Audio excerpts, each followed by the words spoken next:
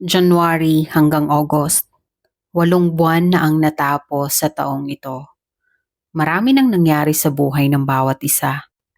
Mayroong masaya, malungkot, nakakaiyak, nakakapanghina. Meron ding mga nawala na buhay, salapi, kapayapaan, dignidad, paniniwala at pag-asa. At mayroon din namang mga dumating na buhay, salapi, kapayapaan, dignidad, paniniwala at bagong pag-asa. Paikot-ikot lang, paulit-ulit lang.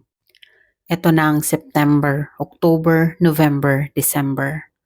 4 na buwan pa bago matapos ang taong ito. Marami pang pwedeng mangyari sa buhay ng bawat isa. Iikot lang at mauulit lang muli. Ano man ang mangyari, piliin mong mabuhay dahil palaging may pag-asa. Hindi dahil sa buhay ka pa, kaya pinipilit mo na lang mabuhay. May awa ang Diyos, malalagpasan din natin to. Salubungin natin ang Burr months ng punong-puno ng pag-asa.